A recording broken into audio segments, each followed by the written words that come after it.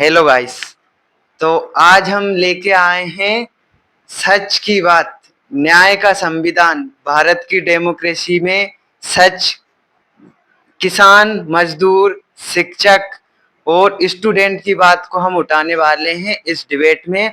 और आज मेरे साथ एक ऐसी शख्सियत है जिन्होंने मतलब अभी डिग्री कर रहे हैं, उन्होंने 12th पास की है, वो युवाओं का मुद्दा जानते हैं। हम उनके साथ अपनी जो बात है, जो उनसे कुछ क्वेश्चन है मेरे, वो उनसे पूछेंगे किसान के बारे में, शिक्षक के बारे में, शिक्षा के बारे में, अपने देश में कैसी शिक्षा चल रही है, कैसा हेल्थ सिस्टम है।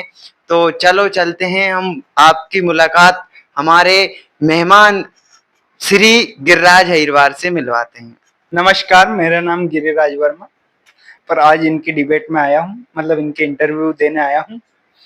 और जो मेरे को सवाल का जवाब बनेगा मैं वो दूंगा, बाकी इनका क्वेश्चन।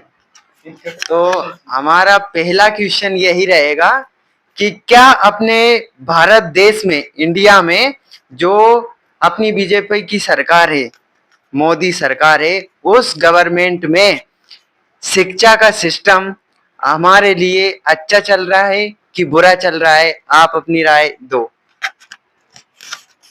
सिस्टम तो देखिए, आज बच्चे की हालत ये है कि एक बच्चा जो 5 साल का है और अभी फर्स्ट में है, वो 5-5, 6-6 किलो की किताबें लेके जाता है। मतलब उसकी टोटल किताबों का वजन 5-5, 6-6 किलो है। उसकी उसकी फिजिकल एबिलिटी नहीं है इतना वजन ढोने की, पर वो ढो रहा है। इसमें कौन सी शिक्षा नीति है जो इसको वो करती है इफेक्ट? और ये बहुत ही घटिया शिक्षा नीति है और ये सिस्टम भी बहुत ही घटिया। हाँ, ये तो सर ने अच्छा बताया कि अपने भारत देश में जो शिक्षा की व्यवस्था है वो बहुत गिरी हुई स्तर पे है, क्योंकि बच्चे को जो सिखाया जाता है वो जो हम काम करते हैं उसमें कोई काम में नहीं आता है। जो हमें सिखाया जाता है, पढ़ाया जाता है स्कूल के द्वारा, वो कुछ भी काम में नहीं आता है। तो चलो, सर ने बहुत अच्छा जवाब दिया है, हमारे दर्शकों को अच्छा लगेगा। अब हम दूसरा क्वेश्चन करते हैं, क्या हमारे देश में, इंडिया में जो हेल्थ सिस्टम है क्या वो अच्छा चल रहा है?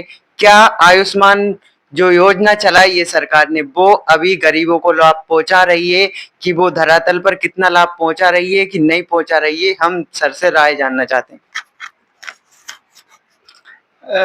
जो इन्होंने आयुष्मान का पूछा, आयुष्मान योजना है, उसके बारे में मैं आपको बताना चाहूंगा कि अभी करीबन 1 महीने पहले मेरी दादी बीमार हो गई थी।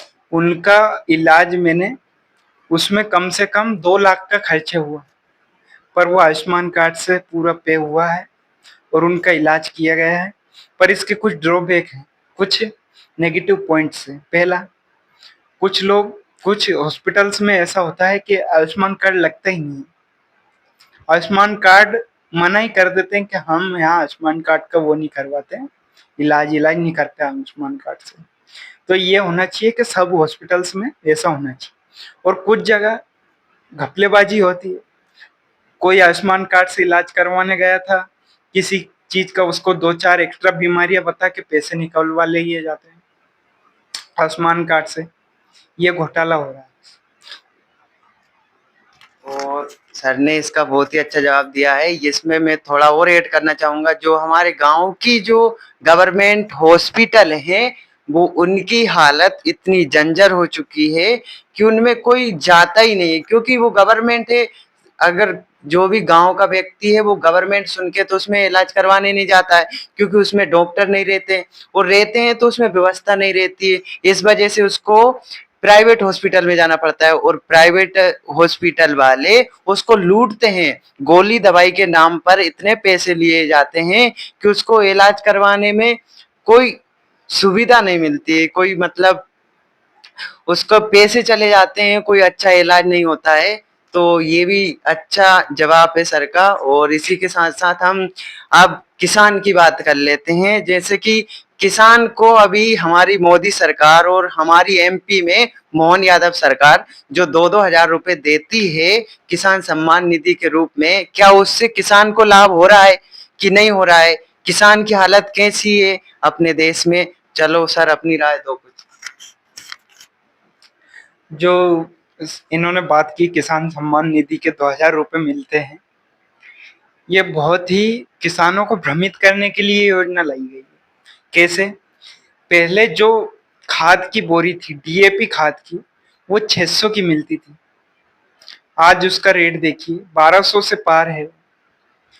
और जो यूरिया थी वो 200 में मिलती थी, आज 500 के पार है। जो ये 2000 दे रहे हैं, इसका तो इससे दुगना तो वो इन इसमें ही वसूल कर रहे हैं और बोल रहे हैं कि हम किसान निधि सम्मान निधि दे रहे हैं आपको। और किसान का भाव है, जो आय है किसान के गेहूं की, चावल की या फिर सोयाबीन की, वो महंगाई के साथ साथ बढ़ ही नहीं रही। महंगाई तो दुगनी गति से बढ़ रही है, पर फसलों का भाव उस गति से बढ़ ही नहीं रहा है। पहले जब मनमोहन सिंह जी की सरकार थी, तो 1600 से 1800 के बीच गेहूं जाते थे। आज मुश्किल से 2400-2500 जा रहे हैं। जबकि महंगाई इतनी बढ़ चुकी है कि किसानों का जो खेती में लगने वाले दवाई, खाद, मोटर, पानी, पाइप जो भी है, इतना महंगा हो चुका है कि अगर कोई किसान आज 1 बीघा की खेती करता है तो उसको बचत कुछ होती नहीं है, ये मान लीजिए। उसका खर्चा भी नहीं चल पाता, उसको साइड इनकम के लिए मजदूरी करनी पड़ती है।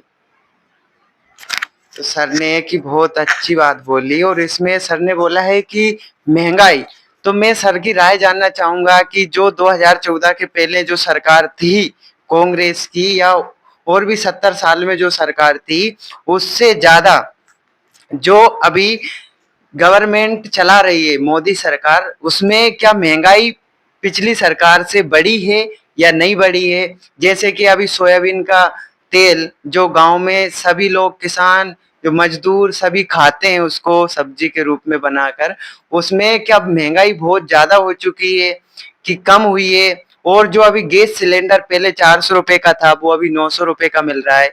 तो उसमें और भी बहुत सारे सामान है जिनके ऊपर जीएसटी लगा दी जाती है, तो इससे बहुत महंगाई हो गई है। तो हम सर से राय जानना चाहेंगे कि क्या महंगाई आपके हिसाब से बढ़ी है या घटी है? इन्होंने बहुत अच्छा सवाल पूछा कि महंगाई के बारे। ये बहुत ही गंभीर मुद्दा है देश के लिए। महंगाई बहुत ही, मतलब इस सरकार के आने के बाद इतनी बढ़ी है कि बहुत, क्योंकि इसमें जो सरकार के नए नए टैक्स ऐड हो रहे हैं, ये सरकार इतना घोटाला कर रही है कि एक तो विदेशों से कर्जा ले रही है, ऊपर से जनता से टैक्स कितना वसूल कर रही है। जब मनमोहन जी की सरकार थी तब इतना टैक्स नहीं था।